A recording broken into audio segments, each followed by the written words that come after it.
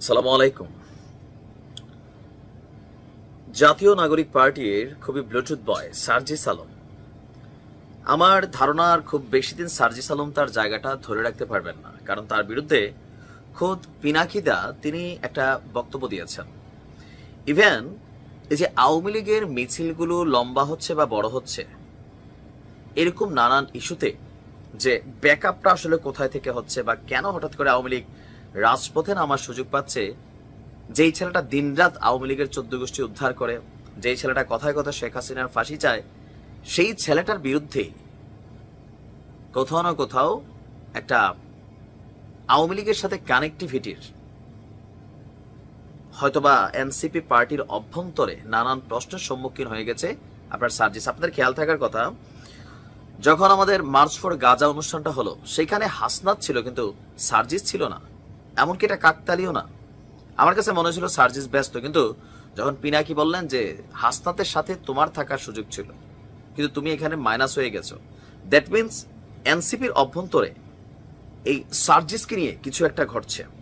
আচ্ছা, এর মাঝখানে আরো আলোচিত ঘটনা হচ্ছে জাতীয় নাগরিক পার্টির যুগ্ম মুখ্য সমন্বয়ক রাফিদ এম ভুইয়ার পদত্যাগ। তারই পদত্যাগটা সাধারণ পদত্যাগ না, তিনি একটা স্টেটাস দিয়েছেন, যে স্টেটাসগুলোতে অনেক প্রশ্নবোধক চিহ্ন তৈরি হয়েছে। বিশেষ করে আওয়ামী লীগের যে মিছিল, আপনার এখানে লেখা হচ্ছে যে এয়ারপোর্টে আজ যে মিছিল হলো সেটার পিছে অন্তত গত 3 মাস ধরে কাজ করা হয়েছে। এই মিছিলগুলো যাতে হতে না পারে সেজন্য আমরা সবাই অনেক কাজ করেছি।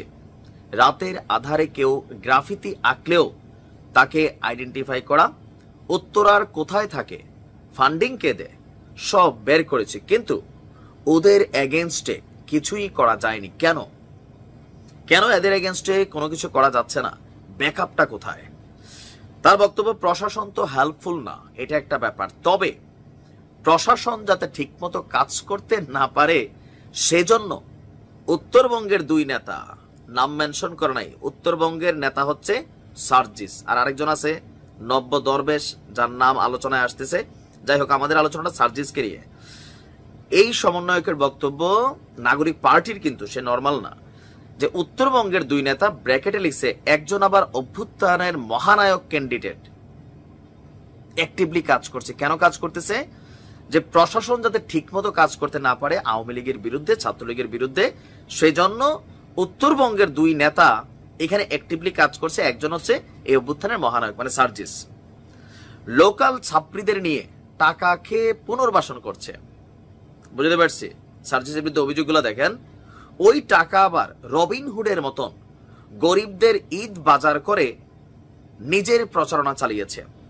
সার্জিস যখন ঈদের সময় তার এলাকায় গেছে বেশ কিছু কর্মকাণ্ড করছে, আর সেটাকেই প্রশ্নবোধক চিহ্ন দিয়েছে এই রাফিদ, যে টাকা খাচ্ছে কোথায়? ছাত্রীদের অনেক জায়গা থেকে ধান্দা হচ্ছে, আর এই টাকা দিয়ে আবার নিজের প্রচারণা চালাচ্ছে গরিবদের সহযোগিতা করে।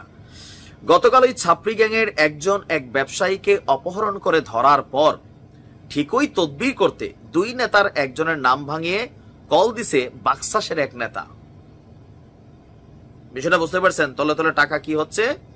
রাফিদ লেখেন, এটাই বাস্তব, রাজনীতি করতে টাকা লাগবে, এদের একটা পলিটিক্যাল এস্টাবলিশমেন্ট আছে, ওইটা ধরতে হবে।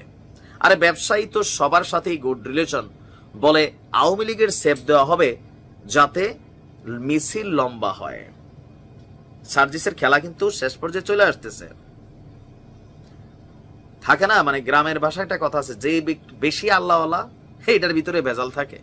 তো আমরা দেখছি হান্নান মাসুদ, সার্জিস, হাসনাত বা নাহিদরা প্রতিদিন প্রতিনিয়ত, মানে মিডিয়া মানে আসলে স্বৈরাচার, ফেসিস্ট, ফাঁসি, আওয়ামী লীগ পুনর্বাসন নিষিদ্ধ, এটা সেটা, কিন্তু তলে তলে তাদের লোকই যখন এই ধরনের বক্তব্য দেয়, সার্জিসের কিন্তু গেম ওভারের দিকে যাচ্ছে, দলের মধ্যে কোণঠাসা হয়ে পড়ে গেছেন।